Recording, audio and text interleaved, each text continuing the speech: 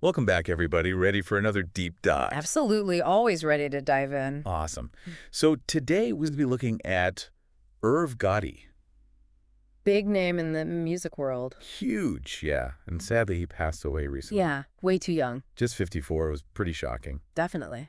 And we thought, what better way to kind of process this than... To really dig into his legacy. Exactly, to unpack his legacy and everything he did. I mean, this is the guy behind Murder, Inc. Right. The label that basically, was the sound. Oh, it defined the sound of hip-hop and R&B in the early 2000s. It was everywhere. It was unavoidable. Completely unavoidable. You couldn't turn on the radio without hearing Ja Rule, Ashanti. that blend of rap and singing. It was everywhere. So catchy. It was everywhere. Yeah. So let's go back to the beginning, right? Back to the roots. Back to the roots. So Irv Gotti, his real name was Irving Lorenzo. Born in 71. 1971 in Hollis, Queens. You know, a real New York story. New York. Yeah. For sure. And even early on, you could see the ambience. Oh, yeah. The drive was definitely there. Yeah, and that kind of led him to a pivotal moment early in his career. And I think for a lot of people, that moment is when he met Jay-Z. Yeah. Do you think? Not just met, but it was Jay-Z who gave him the name Irv Gotti. What? That's crazy. Yeah, after the infamous mob boss. No way. Yeah. Like a nod to his ambition, maybe? Exactly, like recognizing that drive in him. Wow, that's pretty cool.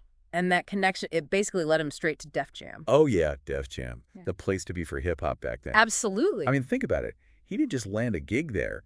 He was, making huge moves. Right off the bat. Right off the bat. Signed DMX. Executive produced, It's Dark and Hell is Hot. I mean, Classic album. Still to this day. still a classic. You can't deny it. And he was working with, Old Dirty Bastard, Foxy Brown, big names. He was in the center of it all, shaping the sound of hip-hop. It's pretty incredible. And all of that early success, it really set the stage for him to launch Murder, Inc. With his brother Chris? Yeah, the dynamic duo. The dynamic duo. And this is where things get really interesting, right? Oh, yeah, Murder, Inc. wasn't just another label. Not at all. This was a force. Yeah.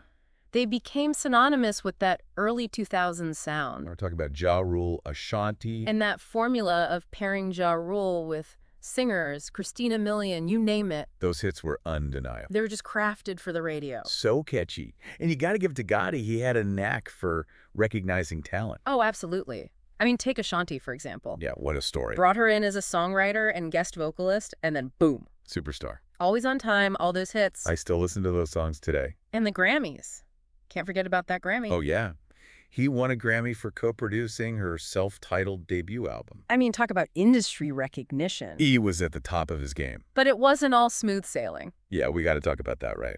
We can't ignore it. There were definitely bumps in the road. Before we jump into that, though, if you're enjoying this look back at Irv Gotti's career and you want more deep dives like this, hit that like button and subscribe to the channel. It really helps us out. All right, now back to 2003. Okay, 2003. This is when things took a turn. Federal indictment against Murder, Inc.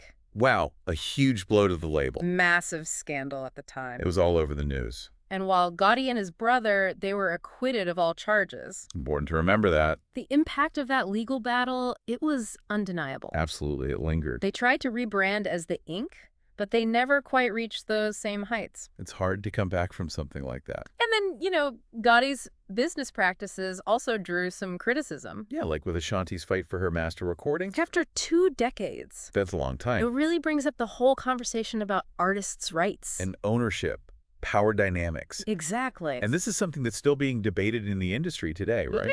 Oh, absolutely. It's a huge issue. For our listeners who maybe aren't familiar with master recordings, can you just break that down a little bit? Sure. Master recordings, they're basically the original recordings of a song. Okay, so they're like the source. Exactly. And they hold immense value because they're the source from which all other copies are made. So if you own your masters, you control how your music is used. And how you profit from it. So Ashanti's situation, it really highlighted that power imbalance that can exist. Yeah, between artists and labels. And it's something we're still grappling with today. Absolutely. It's about fundamental rights in the music industry. For sure. And unfortunately, that wasn't the only controversy Gotti faced. Right. There were also the sexual assault and rape allegations. Last July, right before his passing. It was heavy stuff. And he denied them, but they add another layer of complexity. To his story and his legacy. They definitely do. These are serious accusations. And even though the lawsuit filed by that anonymous woman was still ongoing when he passed, it's part of the full picture. It's definitely part of the story, and it raises those difficult questions. About how we look at someone's art versus their personal life, especially after they're gone. And it's not an easy conversation to have. Definitely not. Yeah. But it's one we need to have, and we will continue exploring it in just a moment.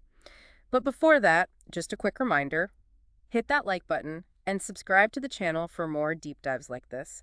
It really helps us reach a wider audience and keep these important conversations going. Okay, so let's get back to Irv Gotti. Let's do it. His death, it sparked a lot of different reactions. From all corners of the music industry. Which I think really highlights, the complicated relationships in hip-hop. It's a world of its own. It is.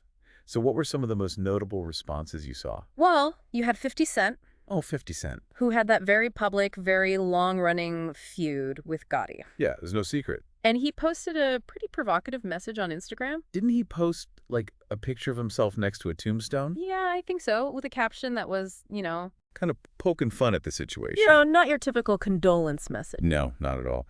What about other artists who worked with Gotti? What about Kanye West?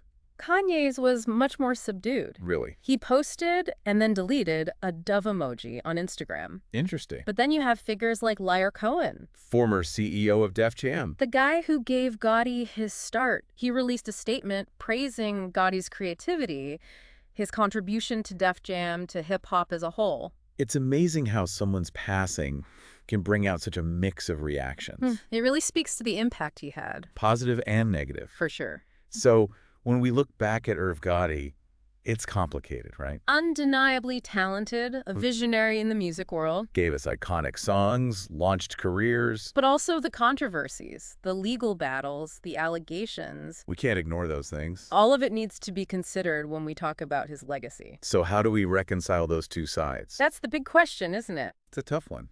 Yeah, it comes up all the time, right? Yeah. How do we separate the art from the artist? Especially when there are such serious allegations. Exactly. It's tough. There are no easy answers. Simplex, yeah. I think it's about acknowledging the whole picture. The good and the bad. Yeah, recognizing the creative contributions, but also the potential harm. Because someone can be incredibly talented. And still make mistakes. And still do harmful things. It happens all the time. And it's a conversation we need to keep having. Especially in music. Especially in music. Where these power dynamics and exploitation, it can be rampant, yeah. It's a problem. And Gotti's story, it's a reminder that we have to talk about these things. We can't just brush them under the rug. Right. It's about understanding the whole context. So, we've talked a lot about Irv Gotti's career, the highs, the lows. The complexity. What are the key takeaways? What do you think his story tells us? About the music industry. About success. About accountability. All of it. I think one of the biggest takeaways is that success is rarely straightforward. It's not always a clean path. No, it can be messy, it can be complicated, and it's often, intertwined with controversy. So you can't have one without the other sometimes. And Gotti's story shows that even people who achieve incredible things, they're human. They are human. They have flaws. They make mistakes. It's easy to forget that sometimes, especially when we see them on a pedestal. Exactly. The music industry, like any industry, is made up of people. And people are complicated. They're not just their successes or their failures. It's all of it together. Right. And I think another takeaway is the power of music. Regardless of everything else. Gotti's work had a huge impact. On millions of people. He shaped a generation's soundtrack. And that's something we can't take away. No, it's part of his legacy. Even with all the other stuff, you can't deny the influence. Those songs are embedded in our memories. They evoke such specific times and places. Absolutely. But, like we've been saying, it's not that simple, right? It's not just about enjoying the music. There's more to it. We have to consider the context. New informed listeners. Understand the stories behind the songs. And Gotti's story really pushes us to do that. Before we move on, if you're finding this deep dive as interesting as we are, hit that like button and subscribe to the channel. It helps us out a ton. Okay, where were we? We were talking about the complexities of Gotti's legacy and how it makes us think more deeply about the music we consume, The industry behind it. the impact it has on us. It's like peeling back the layers of an onion. There's so much more there than meets the eye. And that's why these conversations are so crucial. It's not just music. It's history, it's culture, it's power, it's accountability. We need to keep talking about this. 100%. So as we wrap up, what are your final thoughts? On Irv Gotti's legacy, What will he be remembered for? it's hard to say for sure. Too early to tell. Yeah. But it's going to be complicated, that much I know. A mix of good and bad. A legacy that recognizes his talent and his contributions. But doesn't shy away from the controversies. That's the honest way to look at it. It makes us confront those uncomfortable questions About art and the artist, about power in the music industry. about the lasting impact, both positive and negative, on our culture. And that's a good thing, It's good to wrestle with these questions. even if they're hard. It's about understanding the nuances, the contradictions. The full range of human experience that music reflects I think one of the most important things about Irv Gotti's story, is that it encourages us to be more aware, more active listeners, to really think about the music we love, and the industry behind it. because it's more than just entertainment. It's like we're not just sitting back and listening anymore. We're part of the conversation. We're shaping the narrative. And that's powerful, you know? It's like we have a responsibility now To think critically. to understand the impact. And you know what's really interesting to me? That's that. Is how Irv Gotti's story, Yeah. it's like a microcosm of everything we're talking about today. The music industry, you mean? Yeah, like all these big conversations. Ownership rights, artist exploitation. Accountability, social media, cancel culture. That's all there. He was both a product of his time. And a force for change. It's kind of crazy to think about. It really is. And his legacy, I mean, It's going to keep people talking for years. oh, I'm sure it will. So before we wrap things up, Yeah. what's one question you'd want our listeners to think about? As they go back and listen to Gotti's music or just, reflect on his story. I think the big one is, how do you reconcile the art with the artist? That's a good one. It's a personal question. There's no right answer. But it's important to ask. As we engage with music, with art, with, just being human, Oh, I like that. it's about understanding. The critical thinking. And hopefully, maybe, it can lead to a better music industry. One that's more fair, Hmm? more equitable. That's the goal. I think so, too. Well, on that note, we hope you enjoyed this deep dive into Irv Gotti. Complex figure, complex legacy. His story reminds us that music is more than just sound. It's a reflection of us, All the good, the bad, the messy. It's all part of the human experience. Absolutely. And if you enjoyed this deep dive, don't forget to hit that like button and subscribe to the channel for more. We'll be back with another deep dive soon. Until then, keep listening, keep questioning, and keep the conversation going.